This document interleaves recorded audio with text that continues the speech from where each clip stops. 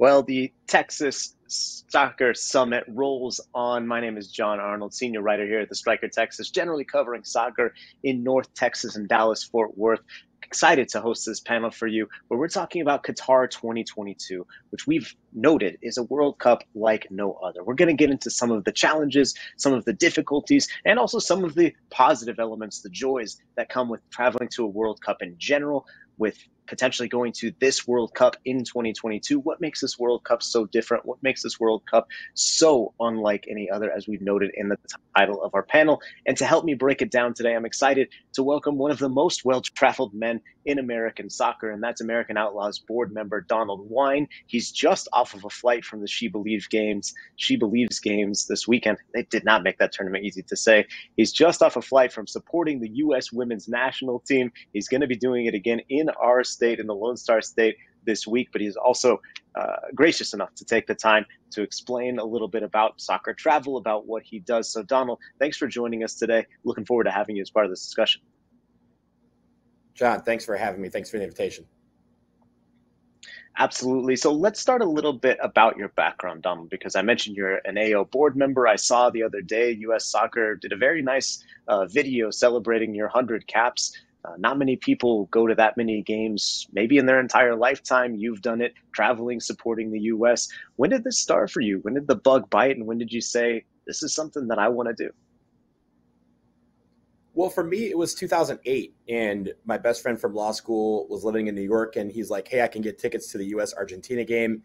And at that moment, I had never seen a game live, and I said, yeah, let's go check it out. And from there, I went to the game and figured out that there is more to just going to a game than just being there, and that there's supporters involved, and found about in the end of the game, I found American Outlaws and Sam's Army in the end zone. And I said, hey, I'm going to find out who those people are, and we're going to party with them next time, and join the very next week. And here we are. I mean, it feels surreal to say that I've been to 100 men's games. This past game yesterday was my 150th game overall, both men and women. And it just seems surreal that I've been able to get to so many games. We're going to get into some of the logistical difficulties that come for the Qatar World Cup here in a minute, but I want to talk a little bit about soccer travel in general with you. You've been to a couple World Cups before. Tell us about that, and what makes kind of trying to travel for a World Cup so different than maybe just going to a She Believes game like you're doing this week? Well, for the first part, it's been international. I mean, obviously 2026 we'll have that answer about how would it be for a domestic World Cup. But even in 1994, I didn't get to go to any games. And so my first experience was going international, first to Canada for the women. Also, I went to Brazil for the men in 2014. And the logistics are probably the most important thing, because it's not just like flying to a country just to sightsee. You're going for specific games. You're going for a purpose. And because of that, there are things that you may want to do that you just end up not being able to because of dates or times or just matches or whatever else that is higher up on the priority scale. So the logistics are really important, but really it's about the experience. You get to meet fans from all around the world. You may not speak the language, but everyone speaks the game of soccer. And I think you really find that camaraderie in the stadium when you're watching teams play, even if it's not your own. So I really enjoyed that part about just meeting fans from around the world. And that's a real big part of it, is getting that experience, being at the world's greatest tournament, for just being there as a fan and just being there to support your team. I think it's going to be interesting because you mentioned that kind of fans get to know each other experience. And I was able to cover the 2018 World Cup in Russia. You see some hilarious things. I saw guys swap shirts like they were players. Outside of train stations when they were kind of singing and chanting together, and just things that make you laugh, but also truly warm the heart, where you say, wow, we're all supporting this game. We're all sort of part of this, humanity, right? Like soccer, I think, expresses humanity kind of coming together better than maybe any other sport, because it's so global, it's so universal. I wonder if Qatar will be an opportunity to further that, because it's so small compared to Russia. It was difficult, as you mentioned, logistics. It was very difficult to even get into the country, first of all, and then later to move around within the country. Now, if you want to sit on a train for 20 hours, you could do that, but then you're missing out on other games. As a journalist, I'm missing out on press conferences. Fans are missing out on the opportunities to celebrate, to hang out, to get to know a city, to sightsee. Qatar's size, I think, will bring some logistical challenges because the hotels will be in high demand. Everyone's going to want to be in the same place. And of course, we now have COVID-19 as a factor, which wasn't a factor in the 2018 World Cup. But it could also bring some positives. What do you think about kind of the size of Qatar and even the fact that it's this small Gulf country that's hosting the World Cup this time around? Well, I think the logistics for this World Cup are going to be different than some of the ones that you mentioned. I think some of those are the same. Getting into the country, I mean, a country that size can only have so many flights. They're not going to be able to expand their infrastructure any more than they probably already have in anticipation of this World Cup. But also, as you know, the World Cup's attended by like 1 to 2 million people in person, not to mention the billions that watch around the world. So how do you put 1 million, 2 million extra people in a small space? Those are logistics that they are going to have to contend with, and that's going to be the most challenging feature of this. But really, it's just about how do you get the cost down? How do you get the expenses down? You mentioned the hotels. Because there is a finite amount of hotels, again, smaller space, more people in that space, they're charging more for hotels because they know that demand exceeds supply. And so those sort of things are going to be challenges that they have, and they've been working on these throughout the last 4 years. And it's going to be interesting to see how those play out. I think those are the biggest factors to people being able to get to this World Cup in Qatar and experience it like every other World Cup. I know that American Outlaws has partnered with groups in the past. As you kind of speak, both in your capacity as someone who works with the board, but also just loves to travel and has done literally 100 of these games before. What kind of things does the organization do, and what are the benefits maybe of joining up with a supporters package as compared to maybe trying to fly solo and just do it your own? I mean, for the inexperienced traveler, that's where we come in. We can definitely provide that experience and take a lot of the red tape out of your hands and make it where all you have to do is focus on the enjoyment part of the process.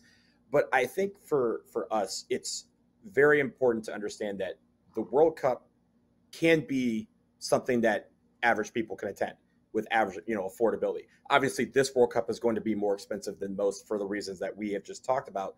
But I think that it still can be something where it's not like the Super Bowl, where I'm a Lions fan. The day the Lions get the Super Bowl, I know I'm going to have to mortgage a house to get to that game. You don't have to do that for the World Cup. The tickets are actually relatively in line with what we're used to paying. It's the getting there part that we help to try and lessen that burden on people so that they can go and experience something for the first time or for the 10th time. I mean, there's some who have gone to way more World Cups than I, and they may be the people who go about it alone because they've learned how to navigate the waters of getting to a World Cup. But for the people who say, hey, this is my first time, I want to go with a group of people who are supporting the same team I do, that's where it's beneficial to be a part of a supporters group and be a part of that experience. I'm a Chiefs fan, so I actually have to worry about maybe going to the Super Bowl. And, I've skipped out on a couple actually now, Dom. Now that I say that, the Lions will get there before the Chiefs get back. I understand. That's how sports works, right? Now, I think it's interesting when you talk about this kind of, inexperienced travel can kind of link up and have these experiences. Take me through some of the experiences that you've had when you look back at being in Brazil, at being in Canada, at being in France.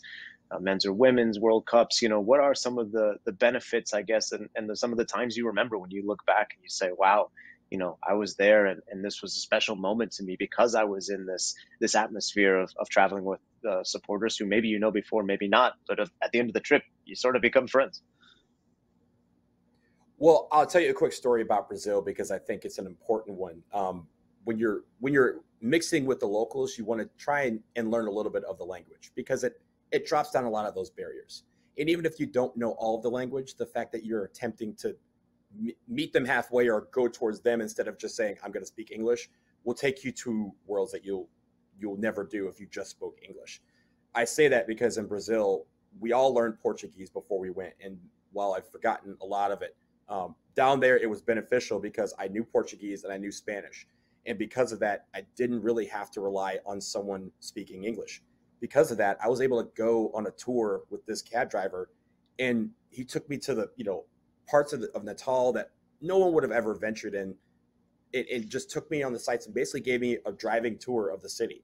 And we were able to converse. He was practicing Spanish. I was practicing Portuguese, and we were able to vibe in this world that we had created for ourselves. And so I love doing that. Again, I mentioned mixing with locals, mixing with other fans, being able to just have a few words saying, hey, how you doing? Like, good morning, good evening. Those sort of things that drop those barriers that we as people have when we're meeting strangers, and get it to the point where we are understanding, we're relating to each other in one language, and that's soccer. So I really enjoyed doing that. And also just with fans from all over the place. You have people who it's their first time, and you have people who it's their 200th game, and they all have the same love. And, some may be inexperienced when it comes to travel, some may not. Many of those, bringing those people together makes it so everyone has a great experience. Because if one person who doesn't know how to get around finds someone that can get around with them, it's going to make it where they have this good experience. And in turn, they're going to show the other person a good time. And you're going to relate on levels that you've never, really appreciated. So I really take all of those into account. And I think having people there that are all types of experience levels, backgrounds, makes it where the World Cup is great. I think that's really a big part of it, is the people. Do you have a worry, Donald? And maybe do you share my worry? Because I agree with you. And, I mentioned the experience I had in Russia, and obviously certainly charged times politically when we talk about Russia, Ukraine. I was able to, in Moscow, speak in English, my Russian non-existent, but these gentlemen that we met in a bar were speaking English, and they gave us their perspective on Ukraine. And that's something where, I might not agree, and I certainly see things kind of simmering, but I have a better understanding even of what's happening right now in the world because of these experiences. And I think that's the beauty of travel, and it's certainly the beauty of the World Cup, where I would never otherwise, even if I was a tourist in Moscow, have any sort of common ground to say, hey, let's talk about the game, and then go into serious topics. But my fear, Donald, is that in Qatar, first of all, because of the size and the sheer kind of number, and secondly, because of the COVID pandemic, I wonder if those experiences will be as rich this time around or as frequent. Maybe I'm wrong, because the size will make it in a way easier to come together. But I think with precautions that need to be taken because of public health necessarily, and because of the kind of, just different atmosphere, different vibe, I wonder if it won't be as special of a World Cup in cultural exchange. Do you share that fear? I do, but it's hard to predict that, right? I mean, Sure. John, you've been to a lot of games in CONCACAF, and as Fat Joe once said, yesterday's price is not today's price. Like, yesterday's COVID reality is not today's, and it won't be tomorrow's. It's changing so fluidly. And I mean, even here in DC, we went from a vax mandate to everything going away in the span of a day. Like, that can change. So as of right now, yes, we're planning for it. It's not something that I fear. It's just something that you have to plan around, just kind of like we've been doing the last couple of years. It is a part of our reality now. But I do think that it won't stop people from learning. Will it be as rich and kind of that, just as robust as it has been? Who knows? I mean, COVID could take a turn where, these games are played behind closed doors. We have no idea, and it's hard to predict that. But I think if you predict and anticipate what's going to happen, or just kind of prepare for all realities, then I do think you can get a lot out of it. And it's all in the eye of the beholder, right? If you go and you anticipate that, hey, you may not be able to get the same experience, you're going to figure out a way to make that experience relate to the ones you've already had. That's a part of life. So I think everyone, at least from our standpoint, is ready for that and having that as a factor, but we're not necessarily fearful of it undermining our experience.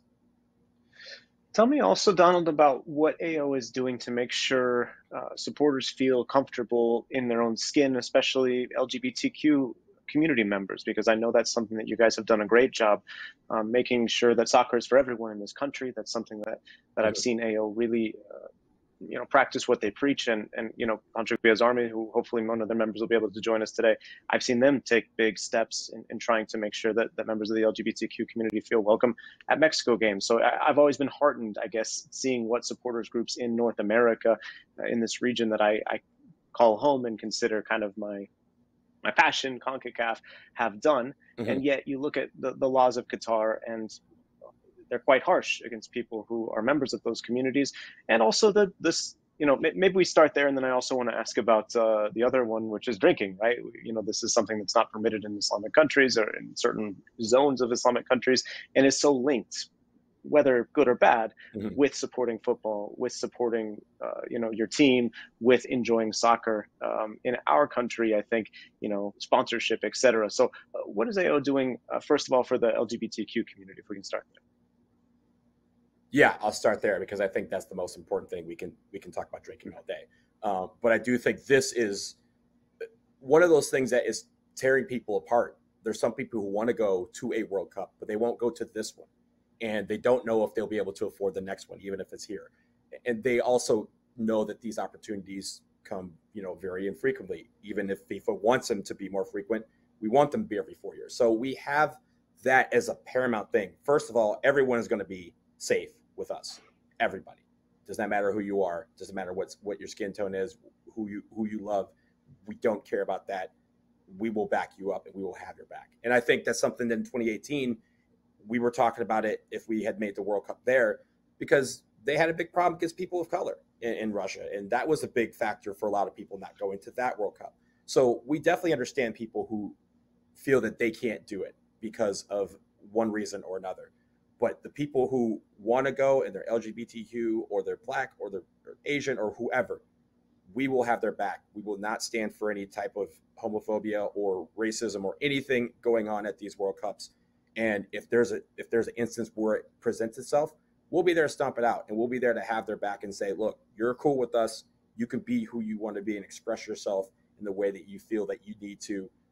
And we got your back in that. And if it means that we're walking in there with pride colors and daring them to stop us, that's fine. But my personal opinion is these people, everyone has our back. And I'm going to have theirs. I'm going to be the first person up there to condemn it. I'm going to be the first one up there if someone feels unsafe to walk them into the stadium or walk them to the bar or walk them to the market, wherever it is, if they feel that they need it. So I think that's the most important thing, is that people just need to understand they will feel safe with us, even if they are still having uneasiness about this World Cup for various reasons. It'll be interesting to see. I mean, you saw even Russia, you mentioned, 2018, a difficult environment for people of color, also difficult environment for members of the LGBTQ community. I saw several, demonstrations, members of the Russian community who are saying, I'm gay, I want to express that in this manner. And in the World Cup, speaking with some of those activists or just common people who felt impassioned to make some sort of statement, it seemed like there was an atmosphere of, I don't want to say permissiveness because that makes it sound like, but the government was not cracking down on those things during the World Cup because they knew if that happens, it's suddenly an international incident. FIFA's mad, sponsors are mad. I don't want to say, oh, it's okay to put the World Cup in Qatar because when the eyes of the world are on it, then everything, people who should have their rights will have their rights. But at the same time, I do think, when you're mentioning simply, just traveling to support the US, I do think there's kind of a different environment, a different atmosphere during the World Cup. Does that make people feel better about travel? I'm not sure if it should or shouldn't, but I do think that's a factor. And I appreciate what you're saying, that, hey, look, AO is going to be supporting anyone who wants to express themselves in any way. I just, the one thing that I would say is, got to make sure the governments are in line there too, because if they say this or that, but I think that when Qatar wants to express this image to the world, they do it, and they know they do it by not oppressing people. Right. And honestly, look, I'm one man, John, you're one man. We're both one person that can do, as much as we possibly can. We as an organization can do as much as we possibly can, but it is on FIFA. It is on the confederations. It is on the government to put pressure on the government and say, hey, look, like, not only is this not going to be tolerated during the World Cup, like, we're looking at you after the World Cup, because a lot of stuff, a lot of events, as you know, have been played in Qatar over the last couple of years, and there's no reason to think that they're going to stop playing games of big nature in Qatar after the World Cup is done. So FIFA needs to be right there with us, putting pressure and saying, hey, this is not going to be something that we're going to tolerate. And as people, we can do our part, but everyone has to be part of it. And that includes the organizations that are involved in this. Yeah, I think that's a good world, John, and a good point in that, and you mentioned earlier, hey, maybe some people don't feel like they can travel because morally they just don't feel like they can support that. And that's fine. I've talked to some journalists who are like, nah, I'm not going to go because I don't support this. I don't want to be in this situation. I think that's fair.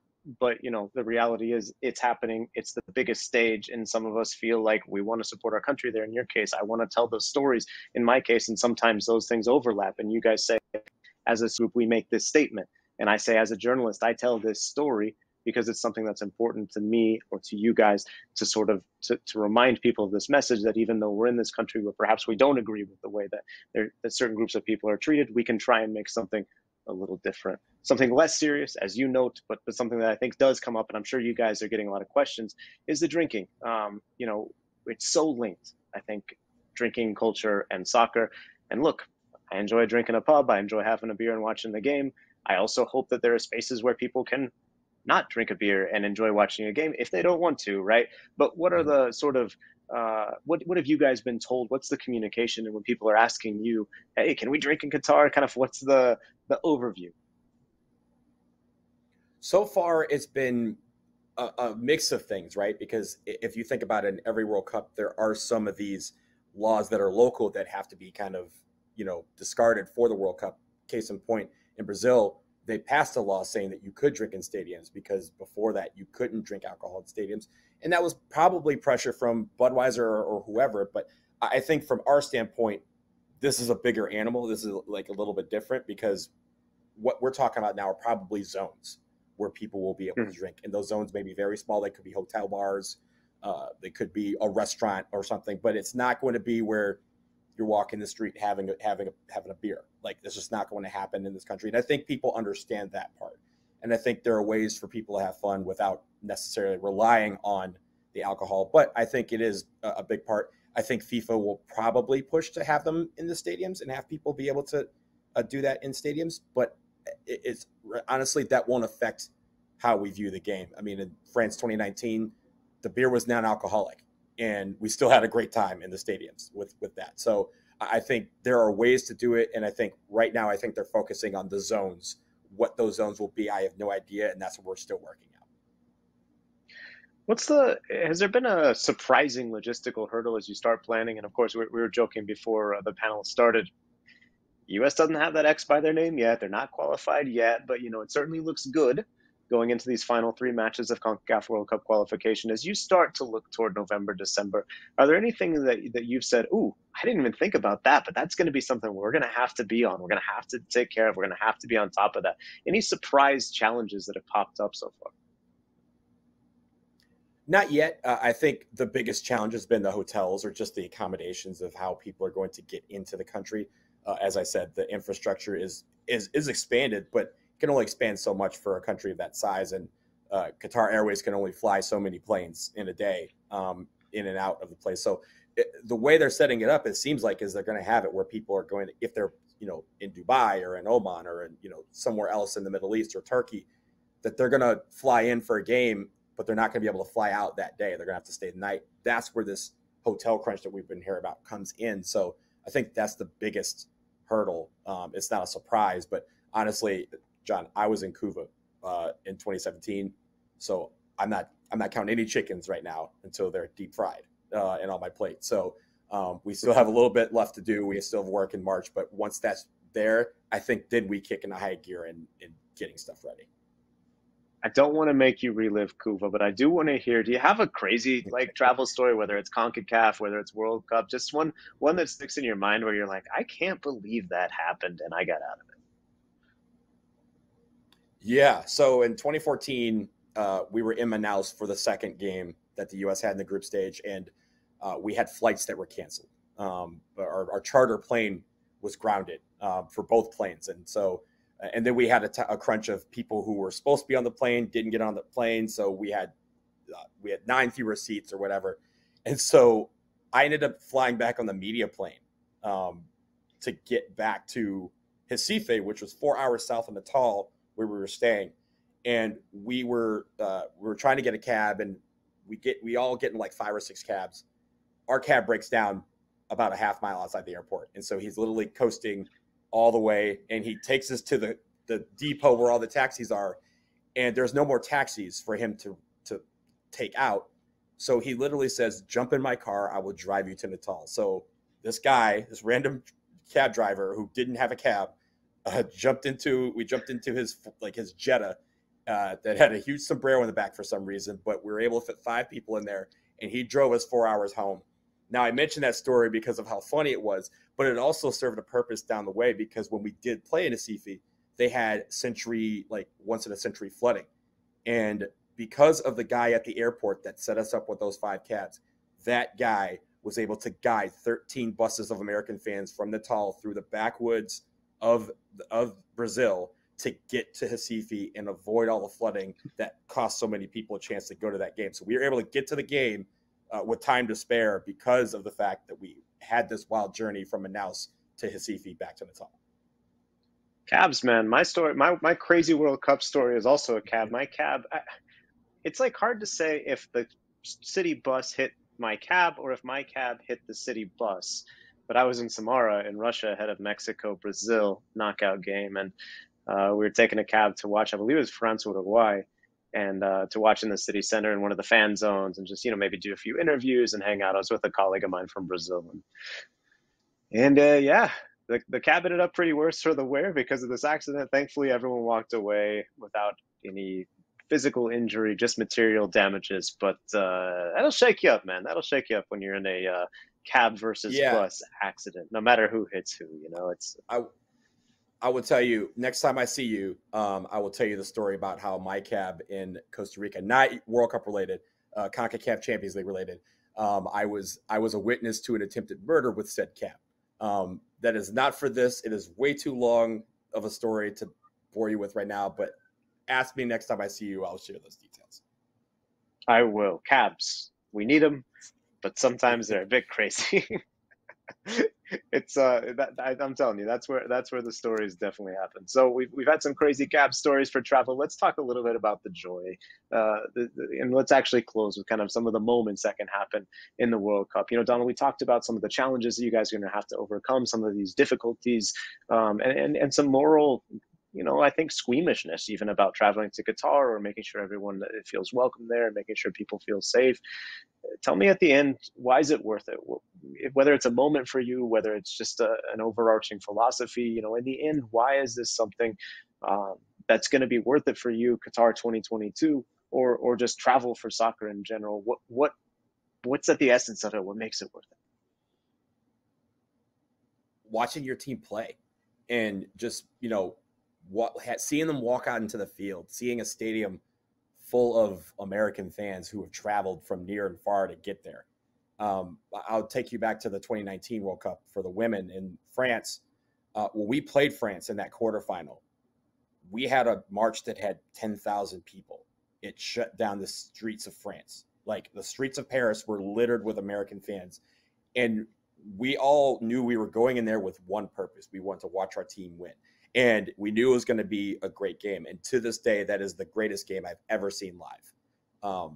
And watching that game and just being a part of that atmosphere, the French fans chanting at us, we're chanting at them, all of us united in passion and just, supporting two different teams. And at the end of the day, when we win, like I break down crying because I was like, I can't believe this just happened. And French fans are coming up saying, go win the thing. Like, you guys were the better team today. Go win the whole thing. And so being in the stands for the Women's World Cup final after that and being in France for the whole month, watching with one goal and seeing those players achieve that goal, it nothing will ever live up to that. So I think that's the essence of it. You're going to support your team. You're going to watch. Yes, you're going to watch the win. You're going to, make a lot of lifelong memories. But just those moments where you get to take it in and you go, I'm really in the stands at a World Cup game and my team is playing. What is going on? Like, you're going to have a lot of those moments, and that's what you live for. That's why you do everything to get ready for these go through all these logistics and all these hassles and all these thoughts that you have of what to do and how to proceed with different, moralities or whatever. Going in the stadium and watching your team play, those moments really live in you. And you'll look back and you go, man, I'm glad I was there. I'm glad I was at this. I'm glad I was there for that moment. And I was glad that my friends were there for that journey. Or my family was there. That's what does it for me.